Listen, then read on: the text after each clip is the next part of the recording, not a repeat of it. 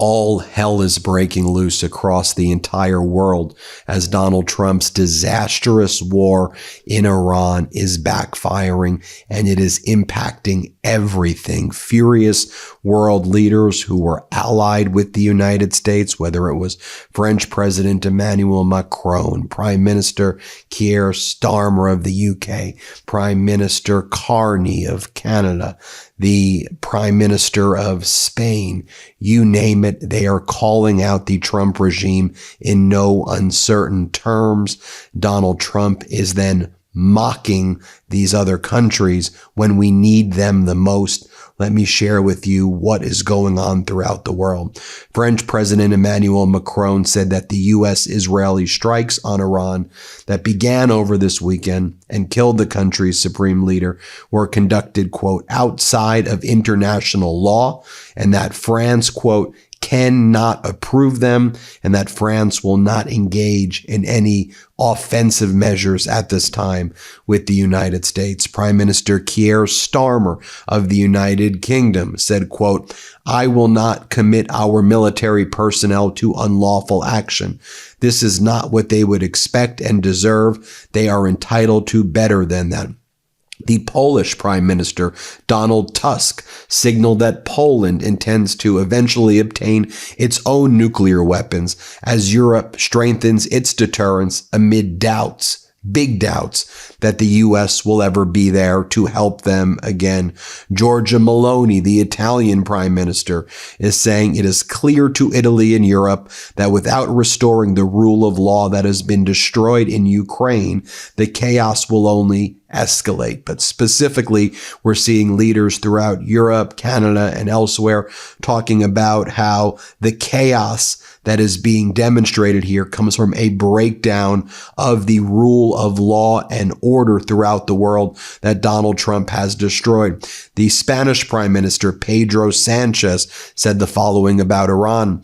Today, more than ever, it's essential to remember that one can be against a hateful regime, as is the case with the Iranian regime, as is the whole of Spanish society, and at the same time be against an unjustified, dangerous military intervention outside of international law, that one must be against a war initiated without authorization of the United States Congress or the United Nations Security Council, and, as I have said before, one that violates international law. And there was always room for a negotiated solution instead of being dragged along by the devastation of arms as the only possible way out. Therefore, I would like once again, as we have done since the beginning, to appeal for immediate de-escalation, for full respect of international law in all the conflicts we are unfortunately suffering, and for the urgency of resuming dialogue as soon as possible. That is where Spain will be, and that is where I believe the whole of the European Union should be. Prime Minister Mark Carney of Canada, who's been visiting India. He's in Sydney right now. He's been visiting taking a trip throughout the globe. He's saying that the following.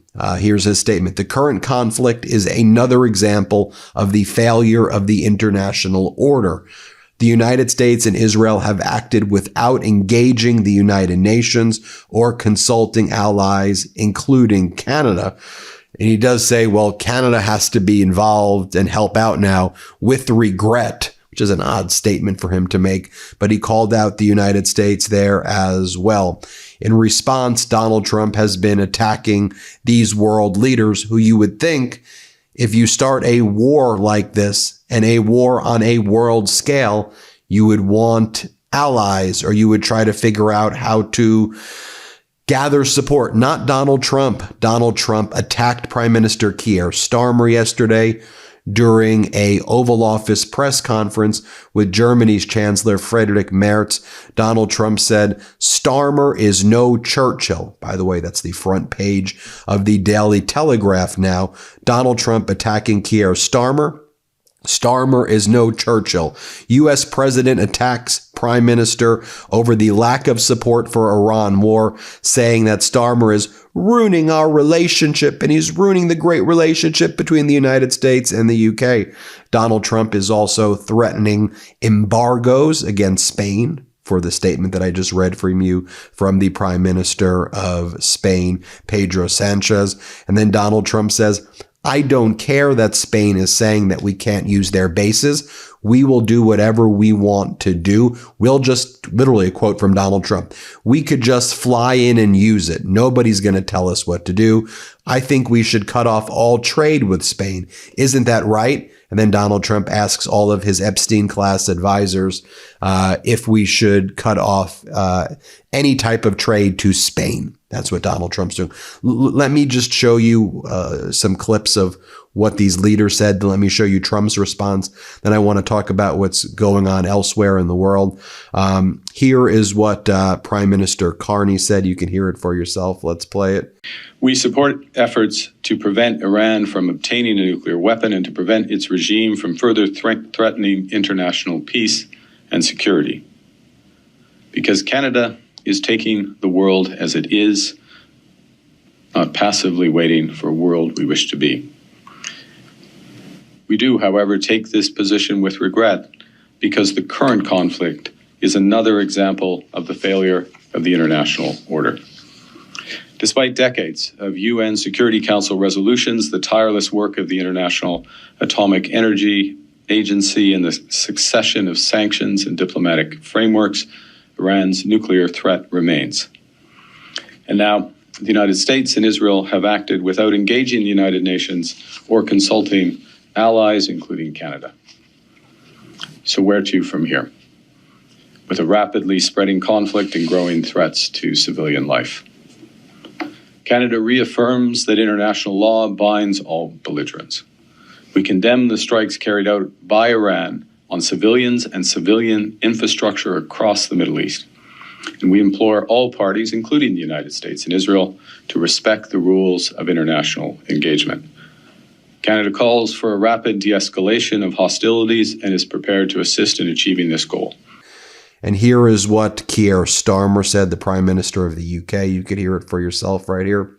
Exposing our military personnel to action that risks their lives, making sure that it is lawful before we ask them to do that. I think that is the duty of the Prime Ministers. A previous Prime Minister has taken exactly the same approach. I will, of course, read the Shadow Attorney's advice, but I'm very clear in the advice that I received, and I will not commit our military personnel to unlawful action. That is not what they would expect and deserve. They are entitled to better than that. This was Donald Trump yesterday saying that he was not happy with the UK. He said, this is not Winston Churchill we're dealing with. That's how he's attacking the Prime Minister of the UK. Here's what he says. Here, play this clip. And I'm not, by the way, I'm not happy with the UK either.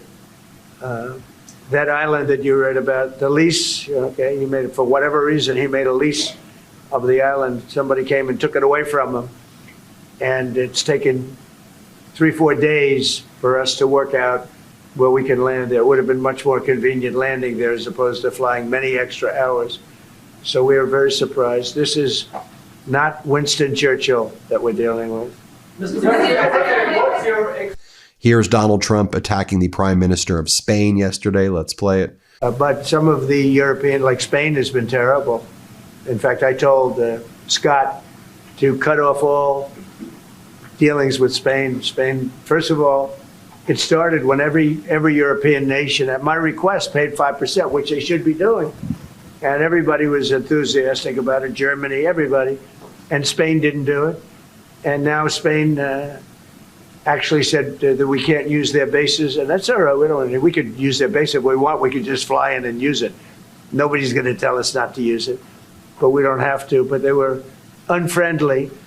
And so I told him we don't want to. Spain has absolutely nothing that we need other than great people. They have great people, but they don't have great leadership. And as you know, they were the only country that in NATO would not agree to go up to 5%. I don't think they would have agreed to go up to anything. They wanted to keep it at 2%, and they don't pay the 2%. So we're going to cut off all trade with Spain. We don't want anything to do with Spain.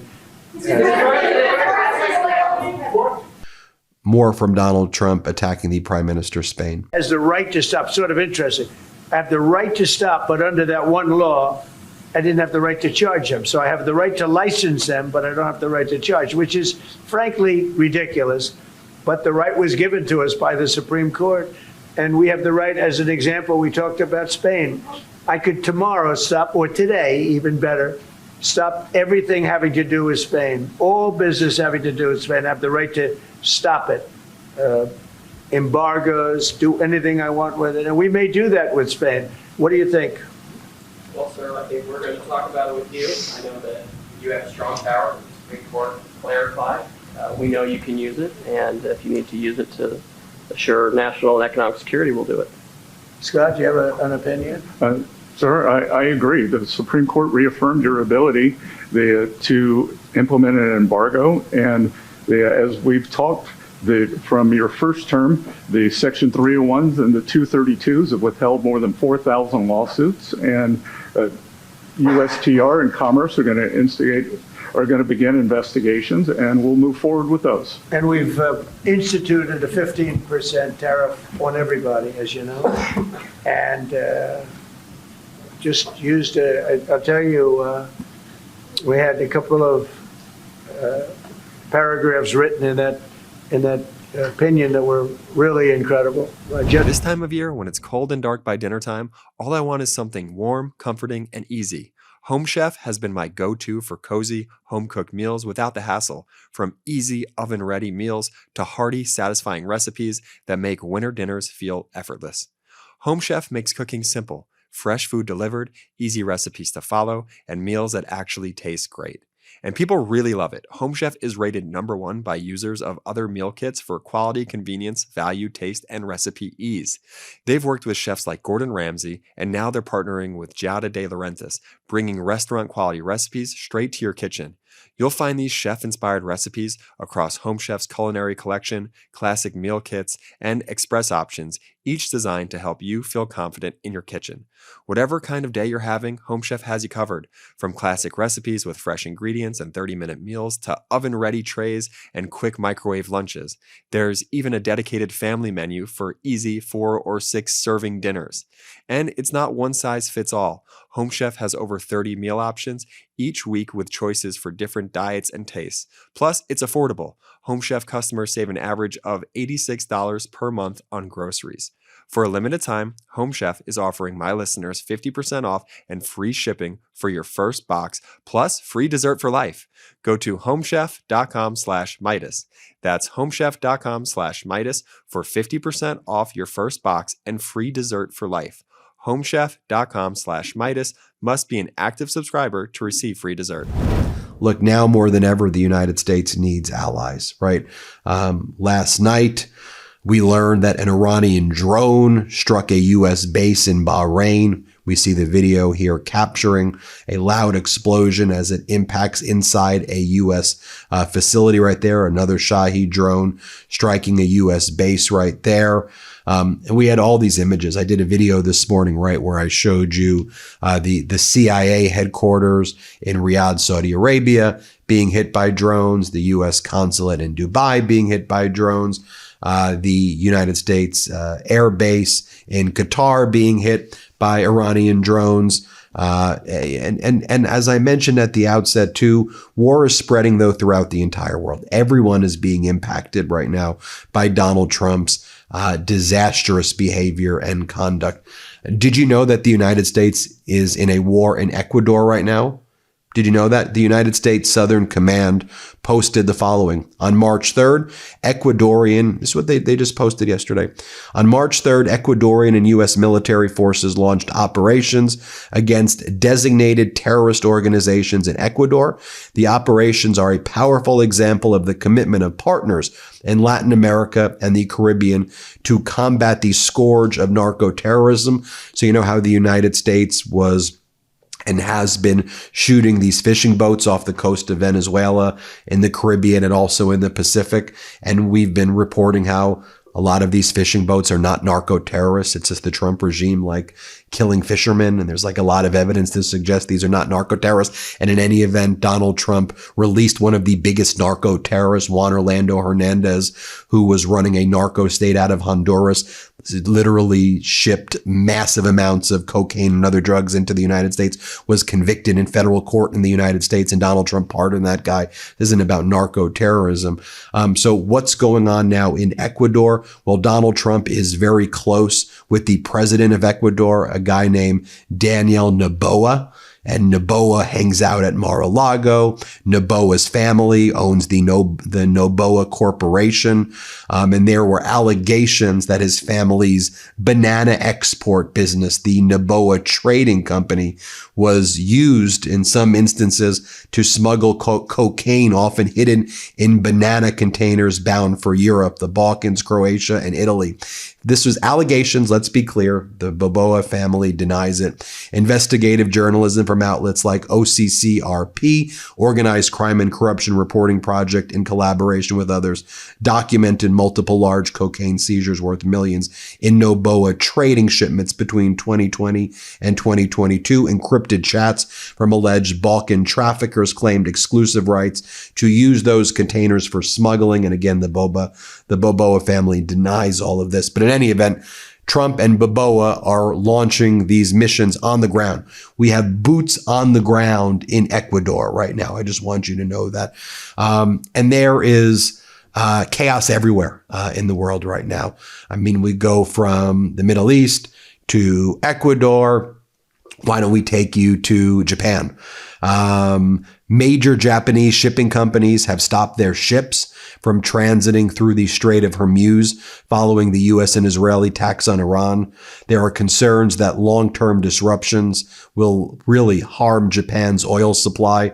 It's impacting other Asian countries as well, South Korea being severely impacted. You can see on this chart right here how East Asia is particularly highly exposed to the disruption of oil exports in the Strait of Hormuz. You can see the picture right here.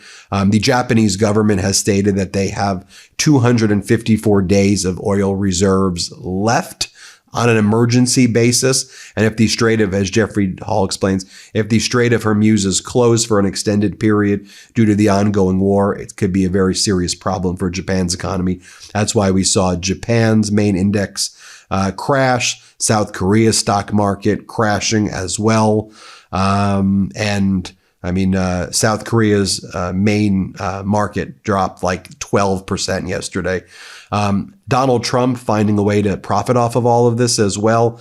Remember when Donald Trump posted yesterday the following: effective immediately, I have ordered the United States Development Finance Corporation to provide at a very reasonable price political risk insurance and guarantees for the financial security of all maritime trade, especially energy, traveling through the Gulf. This will be available to all shipping lines if necessary. The United States Navy will begin escorting tankers through the Strait of Hormuz as soon as possible. No matter what, the United States will ensure the free flow of energy to the world. The United States' economic and military might is the greatest on earth. More actions to come. Thank you for your attention to this matter. Remember when Donald Trump posted that? Well, as Congressmember Joaquin Castro points out, the president just announced that the United States government will provide insurance and U.S. Navy escorts for oil tankers in the Middle East after causing a regional crisis by going to war with Iran. Very few, if any, of these tankers are coming to the United States. The single biggest buyer of crude oil from the Persian Gulf is China. Also, you saw Japan, South Korea, and others, as much as 40%. So this certainly looks like the United States will be subsidizing and protecting oil shipments to China and elsewhere. And again, Trump says we're going to be sending naval ships now into the Strait of Hormuz and also offering insurance. So we're going to now send our troops into harm's way for some pay for play scheme right here. Is that what's going on? And I'll point this out as well, as Brett Bruin writes, I've done evacuations and extractions of Americans in war zones. It is so highly irresponsible to do what the Trump regime just did, to tell people they need to leave all of the Middle East, right? The Trump regime, State Department said everybody in the Middle East get out when missiles are falling without providing them the necessary security to actually get out. It creates chaos and confusion. Ultimately, it can put our citizens in greater danger. And that's what the Trump regime is doing there. I'll point out some more things as well that I think are worth pointing out here. The United States meddling with the Iraqi election. So the Iraqi Coordination Framework voted yesterday to withdraw the nomination of Nouri al-Maliki, the Iraqi politician and former prime minister, for the role of prime minister, according to local news. The vote took place without Maliki, whose nomination suffered from intense pressure from the U.S. due to his close ties to Iranian principal decision makers. The current prime minister, Mohammed Shia al-Sudani, who is not seen by U.S. decision makers as a subordinate to Iranian interests in the same way Maliki is currently at the top of the list as a potential consensus candidate. So the U.S. putting someone in Iraq